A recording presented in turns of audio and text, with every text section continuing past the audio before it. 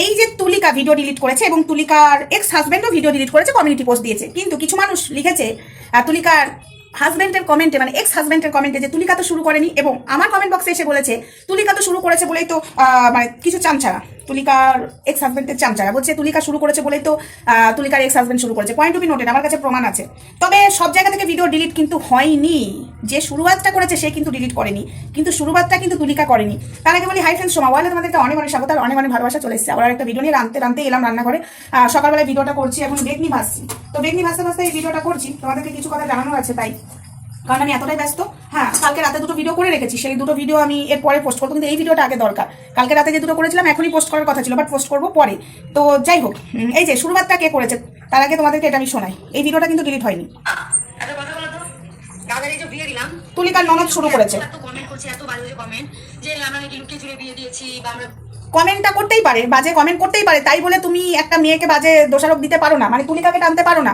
তুমি কমেন্টের রিপ্লাই নাই দিতে পারতে, তুমি সেই কমেন্টের রিপ্লাইটা অন্যভাবে দেওয়া হতো, কিন্তু পুরোটা তুলিকার ঘাড়ে দোষ দেওয়া হয়েছে বলে তুলিকা কিন্তু তাও মুখ খোলেনি, পরে খুলেছে। কি কারণে, কেন ডিভোর্স হলো, তুমি কি বলবে বিষয় নিয়ে?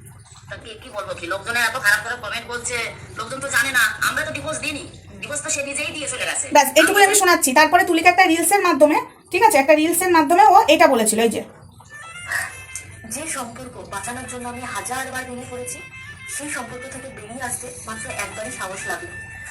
তো এরকম রিলস তো অনেক করে, কিন্তু ওটার উত্তর এইভাবে দিয়েছে, কিন্তু ঝগড়া করতে বসেনি। তারপরে ঝগড়াটা কে করতে বসলো বন্ধুরা, আমার কথাটা একটু শুনবে, আমি রান্না করতে করতে তোমাদের সাথে কথা বলছি। ঝগড়াটা কে করতে বসলো? ঝগড়াটা করতে বসলো তুলিকার এক্স হাজবেন্ড, ঠিক আছে। ওর দোষ দিতে লাগলো।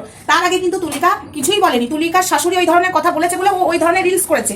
ওই ভিডিওটা ডিলিট করেনি, ওটা রিলসের মাধ্যমে আগেও এই রিলস করেছে ইয়েলো কালারের, মানে একটা ড্রেস পরে, কিন্তু একটুখানি কথা এদিক ওদিক আছে, কিন্তু ও নিজেই বলেছে সব দোষ আমার।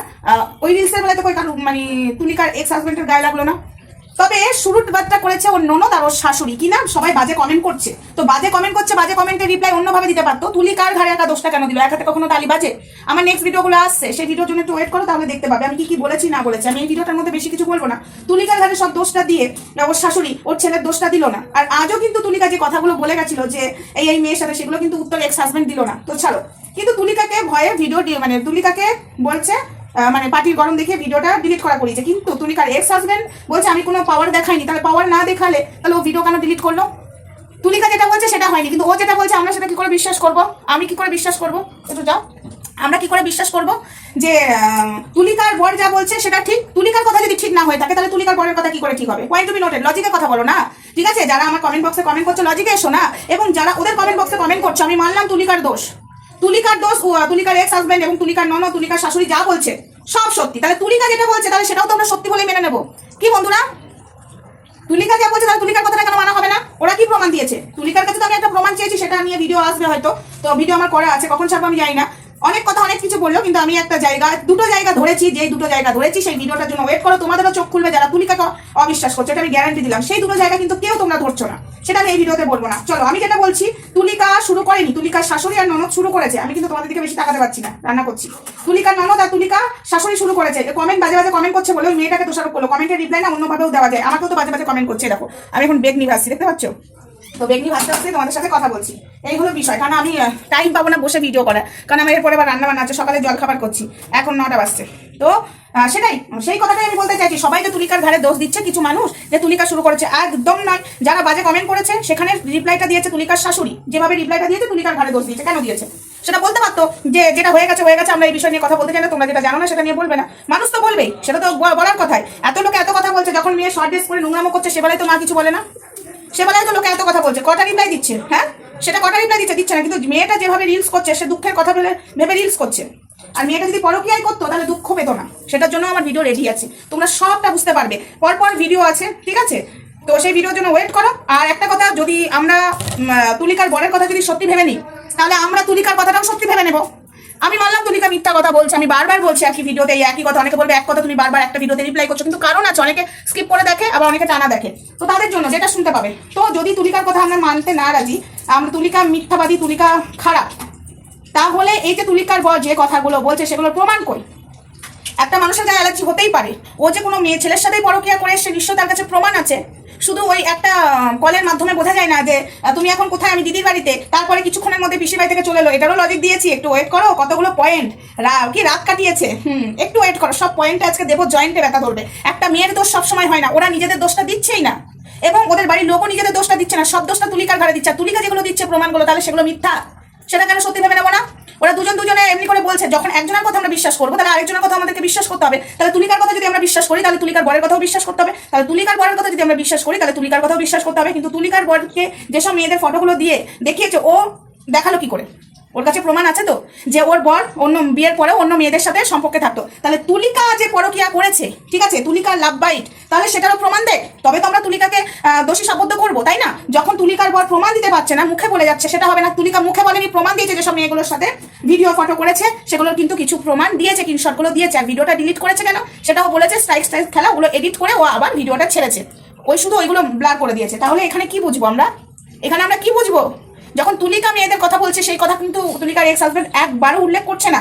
তুলিকা কিন্তু লাভ বাইট নিয়ে মানে উল্লেখ করেছে এবং ওর ঠাকুরের পা ছুঁয়ে সত্যি কথা বলেছে, ঠিক আছে। আমি তুলিকার বরকে একা দোষারোপ দিচ্ছি না, কিন্তু আমাদের প্রশ্ন হলো তুলিকার নামে যে ব্লেমগুলো দেওয়া হয়েছে সেগুলো তো প্রমাণ দিতে হবে। তুলিকা যে ব্লেম দিয়েছে তুলিকার বরের নামে, সে কিন্তু প্রমাণ দিয়েছে যে মেয়েদের সাথে সম্পর্কে থাকতে হয়। সব থেকে বড় ব্যাপার, তুলিকার প্রমাণের থেকেও আমি তোমাদেরকে প্রমাণ দিয়েছি স্ক্রিনে যে ও মেয়েদেরকে মেসেজ করে। ওই নেহার সাথে বিয়ে হওয়ার আগে 2 মাস আগে একজনকে মেসেজ করেছে, মেয়েদেরকেও মেসেজ করে বেড়ায় রাত্রেবেলায়, সেই প্রমাণ কিন্তু আমি নিজে দিয়েছি।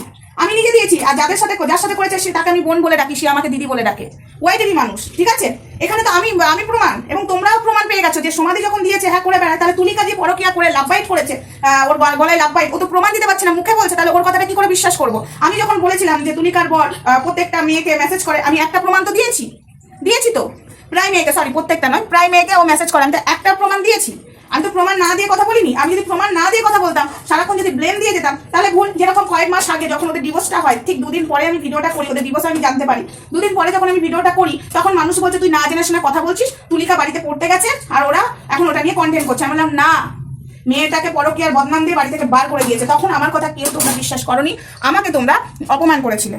এখন যে মিললো, তো আমি যদি কিছু নাই জানি, আমি বলতে পারি না তুলিকা যেটা করেছে আমরা মেনে নেবো তখনই যখন তুলিকার বর আমাদেরকে সলিড প্রমাণ দেবে যে ও পরকিয়া করে লাভ বাইট করেছে। তুলিকা যেরকম প্রমাণ দিয়েছে সেরকম। আর ডিভোর্সের কথা বলছে, ভগবান, বিয়ে হওয়া ক বছর হলো, ডিভোর্স যে 2 বছর হয়নি, এটা যে মিথ্যা কথা বলেছে তার জলজান্ত প্রমাণ কিন্তু তোমরা নিজেরাই পেয়ে গেছো, ঠিক আছে। এখানেই মিথ্যা কথা যে 2 বছর ডিভোর্স দেওয়া হয়ে গেছে। কি করে 2 বছর ডিভোর্স দেওয়া হয়? কি করে হয় আমাকে একটু বলো তোমরা?